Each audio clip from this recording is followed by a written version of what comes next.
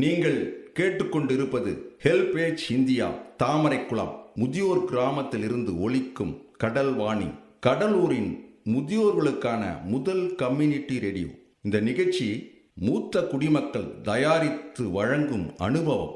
நிகழ்ச்சியை தொகுத்து வழங்குபவர்கள் national institute of social defence, ministry of social justice and empowerment, government of India மற்றும் media for community foundation.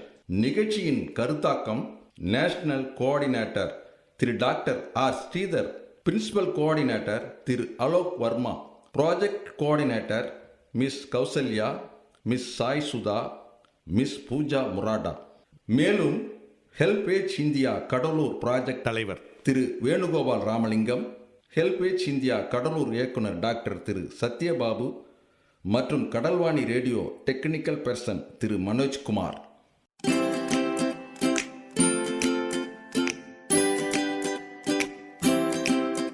தந்தனத்தம் என்று சொல்லியே வில்லினில் பாட, ஆமா வில்லினில் பாட வந்துடுச்சு கடல்வாணியே, வந்துருச்சு கடல்வாணியே. நல்ல நல்ல கருத்துக்களை நாங்களும் தினமும் பாட, நாங்களும் தினமும் பாட, நல்ல நல்ல கருத்துக்களை நாங்களும் தினமும் பாட, நாங்களும் தினமும் பாட, சொல்ல வந்த கருத்துக்களை நீங்களும் தினமும் கேட்க, நீங்களும் தினமும் கேட்க, சொல்ல வந்த கருத்துக்களை நீங்களும் தினமும் கேட்க, நீங்களும் தினமும் கேட்க. வந்துடுச்சு கடல்வாணியே, வந்துருச்சு கடல்வாணியே. முதியோர்களுக்கான வானொலி இதுவே, முதியோர்களுக்கான வானொலி இதுவே, முதியோர்களுக்கான வானொலி இதுவே, முதியோர்களுக்கான வானொலி இதுவே. காலத்தின் பாதைகளை தாண்டி தாண்டி வந்தோமே, காலத்தின் பாதைகளை தாண்டி தாண்டி வந்தோமே, காலத்தின் பாதைகளை தாண்டி தாண்டி வந்தோமே, காலத்தின் பாதைகளை தாண்டி தாண்டி வந்தோமே. மாற்றத்தின் வழிகளை ஆடி பாடி சொல்வோமே, மாற்றத்தின் வழிகளை தாடி பாடி சொல்வோமே, மாற்றத்தின் வழிகளை ஆடி பாடி சொல்வோமே, மாற்றத்தின் வழிகளை ஆடி பாடி சொல்வோமே. வந்துடுச்சு கடல்வாணியே, வந்துருச்சு கடல்வாணியே, வந்துடுச்சு கடல்வாணியே, வந்துருச்சு கடல்வாணியே.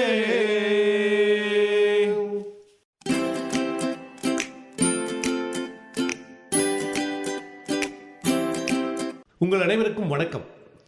அனுபவம் நிகழ்ச்சிக்கு இரண்டாவது கதையோடு வந்திருக்கக்கூடிய நம்முடைய கிருஷ்ணவேணி பாட்டிக்கு அனுபவம் நிகழ்ச்சி சார்பாக வணக்கம். வணக்கம். இன்னைக்கு உங்ககிட்ட வேறொரு கதையை நான் சொல்ல இருக்கிறேன். அது இந்த முதியோர்களுக்கான கதை. அது ஒரு அப்பா அம்மா இருக்கிறாங்க. அவங்களுக்கு ஒரு புள்ள இருக்குது. அந்த புள்ள சின்ன வயசுலேயே அவங்க அப்பா இறந்துட்டாரு. அதனால் அந்த அம்மா எதுனையோ வேலை செய்து அந்த பிள்ளைய படிக்க வச்சு ஒரு பெரிய ஆளாக்குறாங்க. ஆளாக்கின பிறகு அந்த பிள்ளைக்கு ஒரு கல்யாணம் பண்ணி வைக்கிறாங்க. கல்யாணம் ஆன உடனே வீட்டுக்கு மருமக வந்த உடனே தாயை வெறுக்கிறாப்புல. என்ன சொல்கிறாப்புல, அந்த அம்மாவுக்கு உடல்நிலை கொஞ்சம் மோசமாக இருக்குது. அப்போது அந்த நேரத்தில் நமக்கு குழந்த பிறந்தா உங்கள் அம்மா அதை தூக்குனாங்கன்னா அந்த குழந்தைக்கு அந்த வியாதி வரும் இல்லை. அதனால் உங்கள் அம்மாவை கூட்டின்னு போய் எங்கேயாவது விட்டுட்டு வந்துரு, அப்போ தான் நான் உன் கூட வாழ்க்கை நடத்துவேன் அப்படின்னு சொல்லி அந்த பொண்ணு சொல்லுது. அப்போது அவர் என்ன பண்ணுறாரு, பெத்த தாயை கூட்டிக்கின்னு, அம்மா அவங்க அம்மா வீட்டுக்கு போயிருக்கிறா, நம்ம வா ராமேஸ்வரம் கோயிலுக்கு போவோம் அப்படின்னு சொல்லி கூட்டின்னு போகிறாரு. அந்த அம்மாவும் பிள்ளைய நம்பி நம்ம பிள்ளை தானே அப்படின்னு சொல்லி போகிறாங்க. ரெண்டு பேரும் போய் ராமேஸ்வரத்தில் இறங்குந்தோம். அந்த அம்மாவை கோயிலெல்லாம் சுற்றி காட்டி ஒரு இடத்துல கொண்டு வந்து உட்கார வைக்கிறாரு.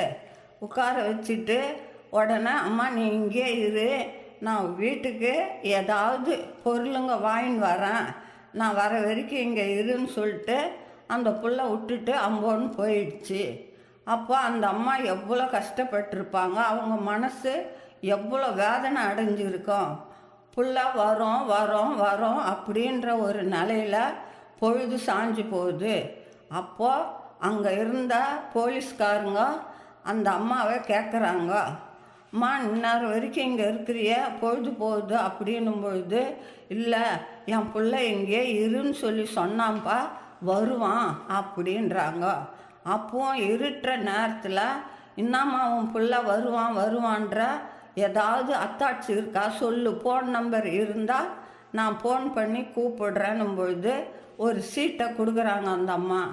அப்போ அந்த சீட்டை வாங்கி அந்த போலீஸ்கார் பார்க்குறாரு, அதில் நம்பர் இல்லை.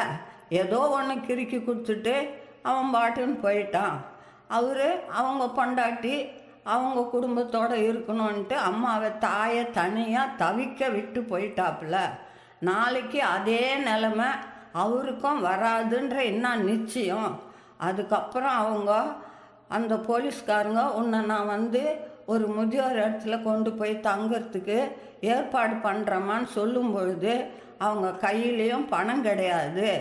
அவங்க வீட்டுக்கார் கட்டின தாலி ஒண்டி அந்த முந்தானில் முடிஞ்சு வச்சுருக்காங்க. அந்த முந்தானில் இருந்து அந்த அம்மா அந்த தாலியை அவுத்து அந்த போலீஸ்கார்கிட்ட கொடுக்குறாங்க. இந்த விற்று எனக்கு முதியோர் இல்லத்தில் வேணாம், இதை விற்று எனக்கு என்ன பணம் வருதோ கொடுங்க, நான் பூ கட்டியாவது இங்கே வச்சு நான் பழச்சிக்கிறேன்னு அந்த தாய் என்னைக்காவது ஒரு நாளைக்கு என் பிள்ளை என்னை தேடி வரமாட்டானான்ற மாதிரி கடைசி வரைக்கும் அந்த அம்மா அங்கேயே தங்கிட்டாங்க. இதெல்லாம் பார்க்கும் பொழுது நம்ம பிள்ளைங்க நாளைக்கு நம்மளை என்ன பண்ணோன்றது நினைக்கலையே. ஆகையினால ஏதோ பிள்ளைங்க இதை பார்க்குறவங்களாவது ஐயோ அந்த அம்மா எவ்வளோ கஷ்டப்பட்டுருப்பாங்க, நம்ம இந்த மாதிரி அனாதையாக விட்டுட்டு வந்துட்டுமேன்றது ஒவ்வொருத்தர் மனசுலேயும் இருக்கணும்னு நான் ரொம்ப தாழ்மையாக உங்ககிட்ட கேட்டுக்கிறேன். அதுதான் என்னுடைய ஆசை. வணக்கம். நிகழ்ச்சியை தொடர்ந்து கேட்பதற்கு முன் மூத்த குடிமக்கள் அதாவது சீனியர் சிட்டிசனின் உதவிக்கான டோல் ஃப்ரீ ஹெல்ப்லைன் எண்ணை நோட் பண்ணிக்கோங்க. 145667. இந்த டோல் ஃப்ரீ எண் காலை 8 மணியிலிருந்து இரவு 8 மணி வரை செயல்படும். மூத்த குடிமக்களின் உதவி மற்றும் ஆதரவிற்காக இப்போ அனுபவ நிகழ்ச்சி தொடர்ந்து கேட்கலாம். அனுபவம் நிகழ்ச்சிக்கு இரண்டாவது கதையோடு வந்திருக்கக்கூடிய நம்முடைய கிருஷ்ணவேணி பாட்டிக்கு அனுபவம் நிகழ்ச்சி சார்பாக நன்றிகளை தெரிவித்துக் கொள்கின்றோம். இன்றைக்கி அவங்க சொன்ன விஷயம் எங்களுடைய மனசை ரொம்ப உருக்கிடுது.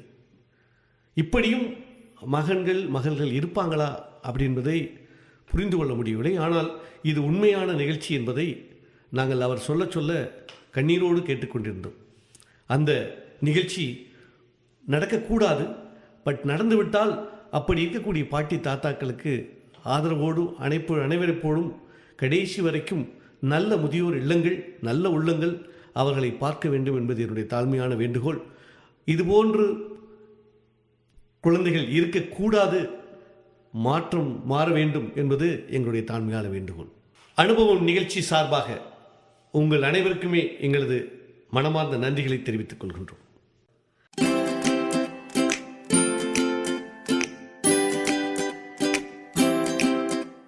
நேயர்களே, இந்த அனுபவ நிகழ்ச்சி இத்துடன் நிறைவு பெறுகிறது.